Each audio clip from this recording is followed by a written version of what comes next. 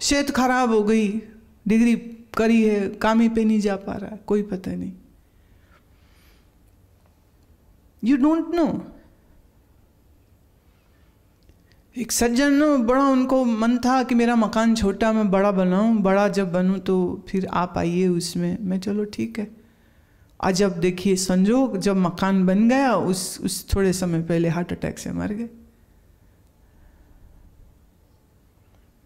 और मुझे तो ये समझ नहीं लगती, मैं तो सबको कहती रहती हूँ कि भाई आपका मकान ताजमहल है क्या जिसको दिखाना है मुझे? आप जब कहते हो घर आओ तो आप आपके लिए बुला रहे हो क्या? आपको एक मौका मिले कुछ सेवा करने का, कुछ खिलाने का, पास बैठने का, कुछ प्रश्न पूछने का। और दूसरी अगर हम चलें आध्यात्मिक दृष्टि से तो जहाँ भी संत जाएं, जहाँ गुरु जाएं, तो वो अपना प्रभाव, अपनी ऊर्जा, अपनी तरंग वहाँ छोड़ देते हैं। वो रेसिड्यूल पड़ा रहता है ना वहाँ पर, वो कभी खत्म ही नहीं होता है। तो घर छोटे बड़े का क्या प्रश्न है? और मुझे तो कोई लिख देना चिट्ठी, हम तो सुदामा हैं, हमारे आ जाओ, उसके तो मैं कभी भी नहीं जाती। नहीं, सुदामा तेरा बाप भी नहीं है। कहाँ के सुदामा? तुम ब्लैकमेल कर रहे हो सुदामा का नाम लेके। बुलाना है तो मात्र, मैंने कहा ना, निर्मलता से आप संत को जीत लेते हो। चालाकियां, चुस्तियां, झूठ से आप उसे नहीं जीत सकोगे। Don't try to do that. अब देखिए प्रसंग में आ रही बात थोड़े मैं निपटा दूंगी, सुन लो उसको। वो कहते हैं कि साहिब को रिझाना कितना मुश्किल? बोले जरा भी नहीं। मन में भाव, आंख में प्रेम अश्रु, अहंकार झुका हुआ, मैंने अहंकार रहित, अमानित्व। बोले बस इतना ही काम करो, साहिब रिझ जाता। 3 चीजें। चौथी तो चाहिए ही नहीं। आंख में प्रेम अश्रु। अब हे भगवान, इस बात को सुन के बड़ा कभी मुझे ना खमियाजा भुगतना पड़ता है। ऐसा ड्रामा नाटक कर करके रोने वाले लोग आ जाते हैं। फिर तुम्हें एक बात बोलूं, प्रेम अश्रु कहे मैंने, दहाड़ दहाड़ के छाती कूटना नहीं कहा मैंने। कहीं को लगता है ना थोड़ा मैंने एडिड वैल्यू, पुट सम मोर, चीखने लग जाते। प्रेम अश्रु बजनी दे। प्रेम अश्रु, प्रेम अश्रु तुमने कभी, I don't know whether you have ever experienced or not, पर प्रेम के आंसू इतने मीठे होते हैं, प्रेम के आंसू इतने ठंडे होते हैं जैसे किसी ने लैक्रिमेशन सिस्टम में बर्फ डाल दी हो। कूल।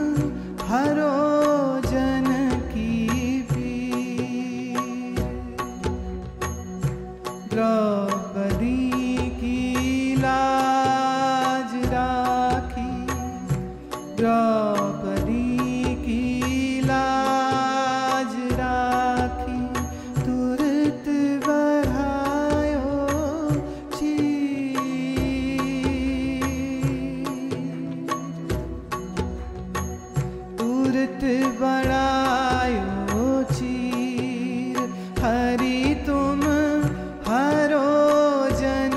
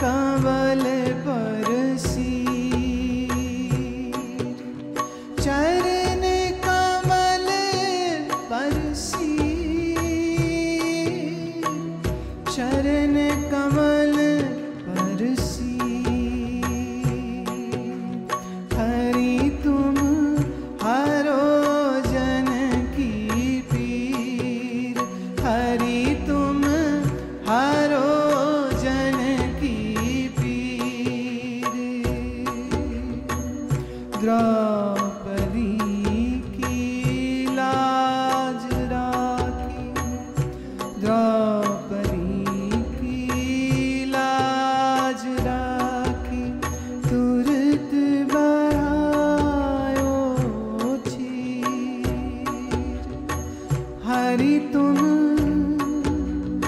हरि तुम हरि तुम हरि तुम हरो जन की पीर। हरि तुम हरो जन की पीर। हरि तुम हरो जन की पीर। हरि तुम हरो जन की पीर। हरो जन की पीर। हरो जन की पीर। हरो जन की पीर। हरो जन की पीर। हरि तुम हरो जन की पीर। हरि तुम हरो जन की पीर। हरि तुम हरो जन की पीर। हरि तुम हरो जन की पीर।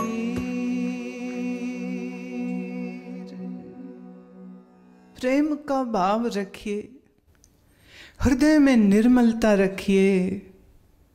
और अमानित्व, अमानित्व का अर्थ है किसी का मान नहीं, न देह का, न धन का, न सौंदर्य का, न बुद्धि का, न शक्ति का, किसी बात का मान नहीं। अपनी मैं प्रभु के चरणों में छोड़ दे बस।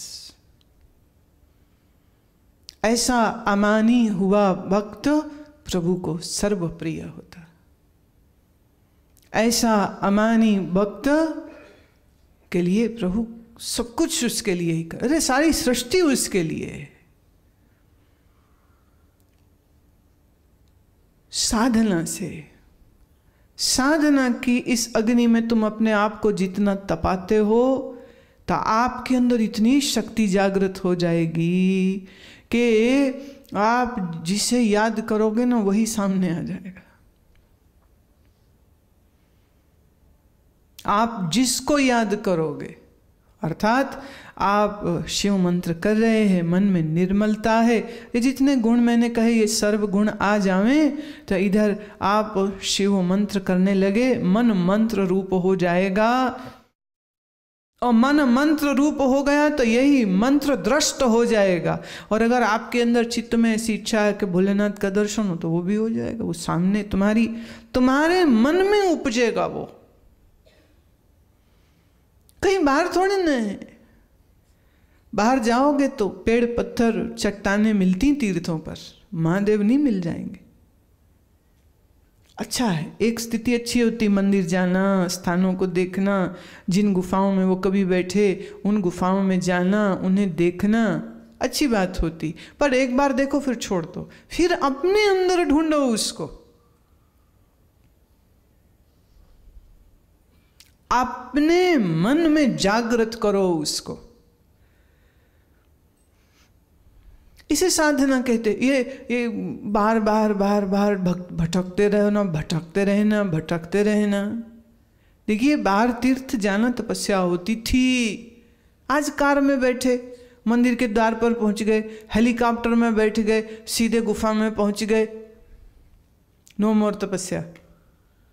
और सब तीर्थ स्थान जो है आजकल पिकनिक का जगह बन गए, पिकनिक का स्थान बन गए। भीड़ भाड़, हल्ला गुल्ला, शोर शराबा, खाना पीना, गंदगी। गंदगी मचाने में तो तीर्थयात्री सबसे आगे होते। एक तरफ गंगा माई को नमस्कार करेंगे, उसी गंगा माई में अपना गंदा सब कपड़ा, मैला झोला, फल खाया सब उसमें, पानी की बोतल खाली उसमें, जूस की बोतल उसमें, किसी तीर्थ में, किसी मंदिर में चले जाइए आप, कचरे के अलावा कुछ दिखता ही नहीं। कैसी भक्ति है ये। तो आज तो तुम्हें तीर्थ करना भी नहीं आता। पुरातन समय में तीर्थ जाने का मतलब कि जहाँ, जैसे मान लो कोई वृंदावन गए तो वृंदावन की जहाँ से परिक्रमा शुरू हुई वहीं से जूता चप्पल उतार देते थे कि ये तो अब तीर्थ क्षेत्र है, यहाँ हम जूता पहन के नहीं जा सकते। लीपना, पोंछना, साफ करना, सुथरा करना, जहाँ बैठ जाए। देखिए हमारे तो चौका भी तब तक में भोजन नहीं बनाते थे जब तक उसको अच्छे से झाड़ू से बुहार न लिया जाए, धूम न किया जाए, अगरबत्ती न जलाई जाए, कुछ मंत्र न पढ़े जाएं, और फिर उसके बाद अग्नि जलाई जाती थी चूल्हे में। अब पकाओ भोजन। अच्छा, इससे एक बात मुझे स्मरण आ रही है जो मैं आपको, मंत्र से जुड़ी है इसलिए कहती हूँ। जो नैष्टिक वैष्णव हो जाते हैं, माने विष्णु की भक्ति में, कृष्ण की भक्ति में, और कुछ एक ऐसे मैं साधकों को जानती हूँ जो ऐसा जीवन जिए हैं।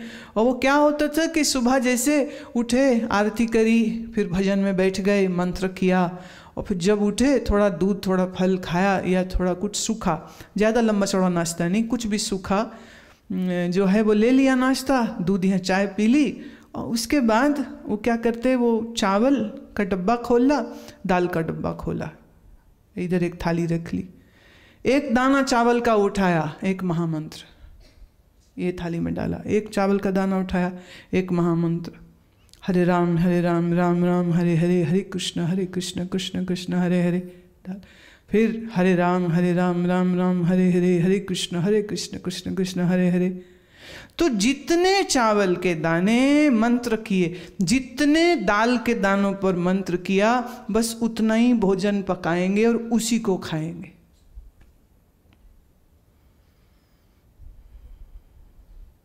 जस्ट इमेजिन, उनकी तपस्या देखिए। एक समय में जब ग्रस्त थे तो उन्होंने दुनिया के बड़े काम किए, लेकिन फिर उन्होंने ये कि अब ग्रस्त का जो काम करना था कर लिया। और जैसे मैं एक महात्मा को मिली थी जो डॉक्टर राधा कृष्णन के सेक्रेटरी थे। ये मेरी उनकी मुलाकात हुई थी 1989 में उत्तरकाशी में। तो मुझे कोई भक्त ले गए कि आपको आज एक महात्मा का दर्शन कराते, में चलो। वहाँ मैं मिली तो उनके विषय में मुझे उन्होंने बताया कि उनके सेक्रेटरी थे और इतनी प्रेस्टिजियस जॉब में, पर फिर कुछ वर्षों बाद उन्होंने त्यागपत्र दिया, अपने गुरुजी के पास आ गए कि अब दुनिया का काम बहुत कर लिया, अब मेरे पहले पुत्र का विवाह हो गया है, अब मुझे वानप्रस्थी में जाना है, कुछ समय वानप्रस्थ है। वानप्रस्थ का नियम शुरू होता है जिस दिन आप अपने बड़े बच्चे की शादी कर देते हैं तो जिम्मेदारी उसको देके आप घर में ही रह के साधु की तरह जीवन जीने लग जाएं, उसे वानप्रस्थी बोलते हैं। तो बोले अब मुझे ना वानप्रस्थी नहीं, मुझे तो सीधे सन्यास में जाना है। तो वो अपने गुरुजी के गए और वो अच्छे साधक थे, तो उनके गुरु ने उन्हें सन्यास दे दिया और वो सन्यासी जीवन जीते रहे। उत्तरकाशी में उनके चलता रहा, छोटा सा एक कमरा था उनका और वहाँ वो रहते, अपनी साधना करते, खूब योग अभ्यास, खूब वेदांत का मनन चिंतन, 24 घंटे अब तो यही काम करना है। तो पहाड़ हैं तो कभी पहाड़ में घूमने निकल गए, जी हुआ कभी गंगा में स्नान कर लिया, अधिक समय मौन रहे, किसी से लेना नहीं देना नहीं, आश्रम कोई बनाया नहीं। हाँ, और सच तो ये है, मेरी अंतर की प्रकृति यही है, आज भी यही है और पहले भी यही थी। ना आश्रम बनाना था, ना प्रचार करना था, ना बकवास करनी थी, ना लोगों को बोलना था, ना चेले बनाने थे, क्योंकि मुझे ये पता था ये सिर्फ मुसीबत होती और कुछ नहीं होती। ये साधुओं की गृहस्थी होती है जिसमें साधु भी फंस जाते हैं फिर। और मुझे ऐसी कोई गृहस्थी बनानी नहीं थी, मुझे ऐसी कोई आश्रम की परपंच खड़ी करनी नहीं थी। पर प्रारब्ध मेरा बुरा है ना, अब क्या करें, बुरे प्रारब्ध वश हमें कोई जगह ही ना मिली, कोई स्थान ही ना ऐसा मिला जहाँ हम बैठ करके अपने जीवन को अपने मस्ती में बिता लेते। तो अब छोटी कोई जगह बनानी पड़ेगी। जगह बनाई तो महात्मा आ गए तो वो मेरे को लगे समझाने, देखो एक बार हमारे सम्मेलन में आओ, देखो आप थोड़ा बोलेंगे लोगों का कल्याण होगा, आओ ना, ऐसे ऐसे। और मैं महात्माओं से इतना प्यार करती हूँ, इनका इतना आदर करती हूँ, उनके लिए तो जान भी नछावर है। तो वो तो बोलने को ही कह रहे हैं, जान देने को तो कह ही नहीं रहे। मैं अच्छा चलो मैं आती हूँ। तो जो हमने बोलना चालना छोड़ दिया था, 16 में शुरू किया था प्रवचन करना और 19 में मैंने छोड़ दिया। मुझे ये काम नहीं करना है, मुझे भाड़ में जाए दुनिया, हमने क्या लेना देना, अपनी मस्ती मारेंगे, अपने एकांत में रहेंगे।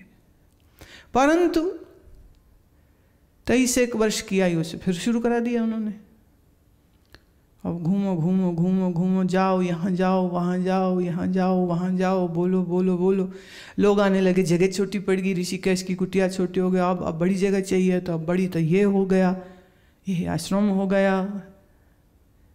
कई पूछते हैं अमेरिका में भी आश्रम है, इंग्लैंड में भी आश्रम है, वहाँ भी है, यहाँ भी है। मैंने कहा देखिए कुतुब मीनार एक ही, सूर्य मंदिर कोणार्क में एक ही था, आश्रम भी एक ही, मुसीबत बहुत होती। हमें ज़्यादा नहीं चाहिए। I don't want it, I don't want it, I am not interested in to it. तो ऐसे महात्माओं को मिलना तो मेरे लिए परम सौभाग्य।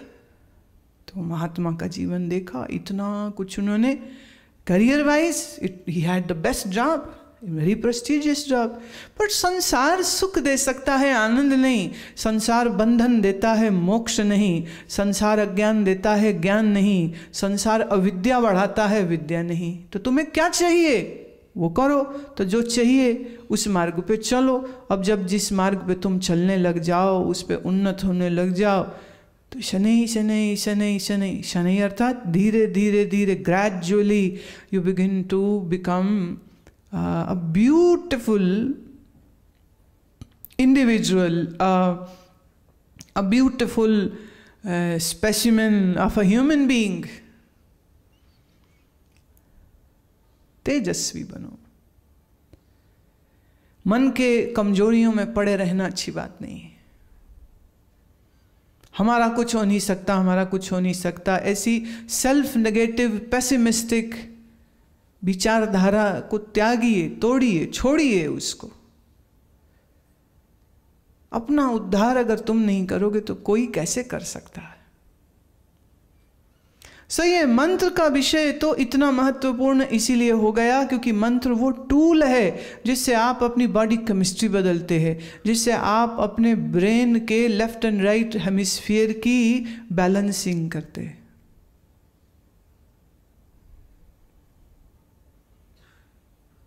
अब देखिए, जिनका सही से मस्तिष्क काम नहीं करता है उनके लिए बहुत सी चीज़ें मुश्किल हो जाती। क्यों?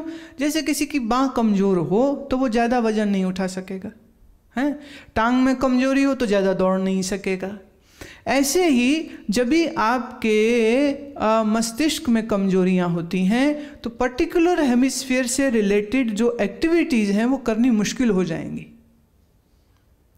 अखरोट देखा ना आपने, आधा कटा हुआ अखरोट, आपका दिमाग बिल्कुल वैसा ही, एक left and right, the two hemispheres, दो उसके भाग होते, बीच में उसका एक पुल होता है। कुछ चीज़ें हम अपने मस्तिष्क के बाएं हिस्से से करते, कुछ चीज़ें हम अपने मस्तिष्क के दाएं हिस्से से करते, और फिर इसके इस छतरी के नीचे फिर सारे आपके ग्लैंड्स हैं और बहुत कॉम्प्लेक्स उसका स्ट्रक्चर है।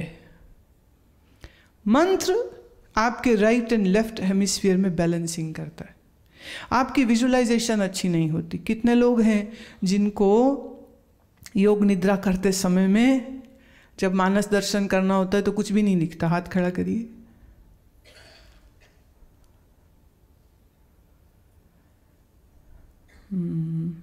अब देखिए, इसका सबसे बड़ा कारण यह है कि आप क्यों नहीं देख पाते। जब बाकियों को दिखता है तो आपको क्यों नहीं दिख रहा? क्योंकि आपके ब्रेन की उस पार्ट में वीकनेस है जहाँ से विजुअलाइजेशन होनी चाहिए थी। तो आपके लिए क्या है? मंत्र का इंटोनेशन अधिक किया करें। इंटोनेशन मतलब जैसे प्रणव का गुंजार हमने कल किया ना,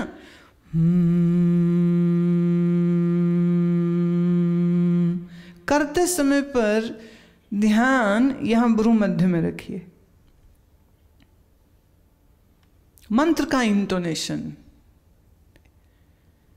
उपांशु जब भीतर भीतर चले, जैसे भंवरा गूंजता है ना, ऐसे भंवरे की गुंजन जैसा मंत्र आपका अंतर चलता रहे। आपका जो राइट हेमिस्फीयर है वो नॉन वर्बल इंफॉर्मेशन को प्रोसेस करता है। शब्दों की जो प्रोसेसिंग है वो लेफ्ट हेमिस्फीयर में हो रही है, राइट? तो जो मंत्र आप बोलते हैं से ओम नमः शिवाय works on your left hemisphere, पर जब उसी का गुंजन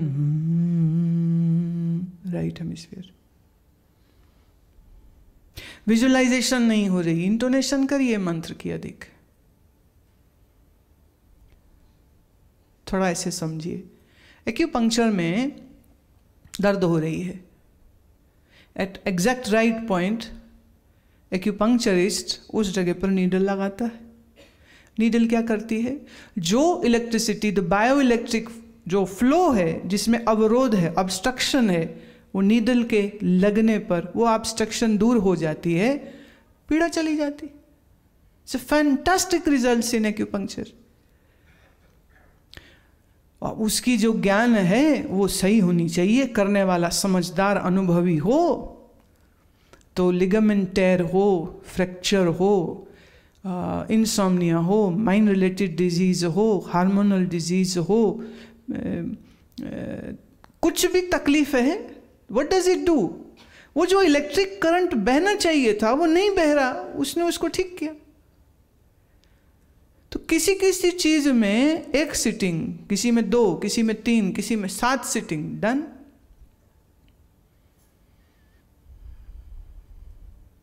अब इसी में सहायता आपकी आयुर्वेद करता है। देखिए ये सब चीजें ना ये शरीर के लिए है, ताकि शरीर स्वस्थ रहे, क्योंकि स्वस्थ शरीर से ही साधना होगी। अब मन बड़ा भाग रहा है, मन बड़ा भाग रहा है, आपका मन बड़ा भाग रहा है, टिकता ही नहीं, टिकता ही नहीं, टिकता ही नहीं, समझ ही नहीं आ रही क्या करो। शिरोधारा कराइए, अभ्यंग और शिरोधारा।